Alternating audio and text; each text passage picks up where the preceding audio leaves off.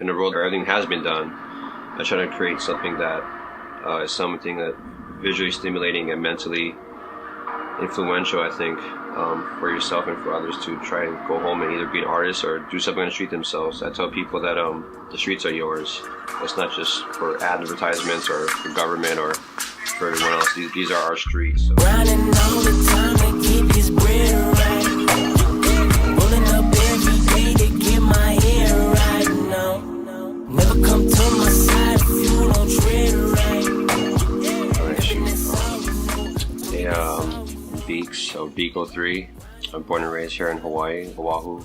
Just been doing art ever since I remember. Surf, skate, and paint, I would say. That's kind of pretty much my main things of what inspires me.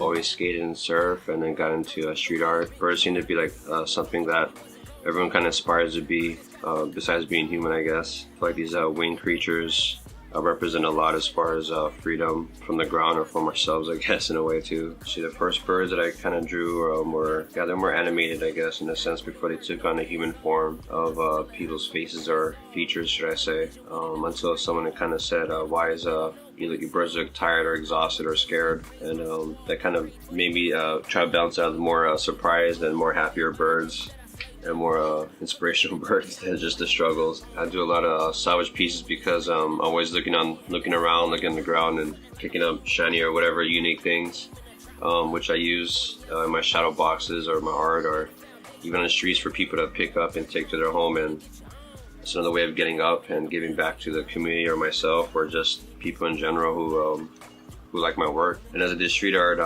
I would say it's developed into what the pieces are information right now.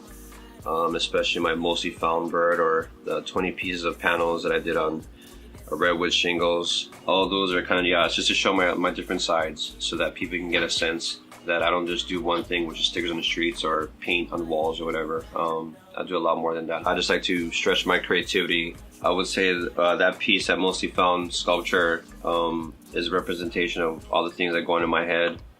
What it is for people to digest it visually, because some people it's too much, which we're not here to make everyone happy anyway, but you just gotta do what you do, I feel, in a sense, and then certain people will take to it. Like you said, you'll notice the details, and it is for those people to notice those kind of things, or just walk by it and take a glance, or really take the time and look at it, because actually that's a representation of us. Like, we're not supposed to be looked at as surface. To those who do, they shouldn't be looked at for too much longer either, I feel, because then they're giving out the same thing. But the details that you notice are layers of who I am and what's in my head. We're also different people for different reasons. Like, certain people might bring out certain sides of us, while other people don't get to see that side because of who they are. I like to try and add the credit or more of a value. If you happen to meet me in person, that I add credit to my work, that you might have known me before you met me, and just by maybe seeing my work on the street. It's kind of like equivalent to maybe a rapper you might have met and you were super hyped on them, but as you met them, he was a fucking asshole or something like that. So it's like, kind of forget him and his work. I'm trying not to do that. So I try to treat people with respect that I would like, and so that they look at my work and see the details. Watch who you surround yourself with, that make sure that they're trying to, keep you up, and watch out those that that are around you that try to bring you down to bring themselves up. It's very important to have influential people around you, and watch who your idols are, who you idolize, because sometimes they're trends, and a lot of trends don't stay.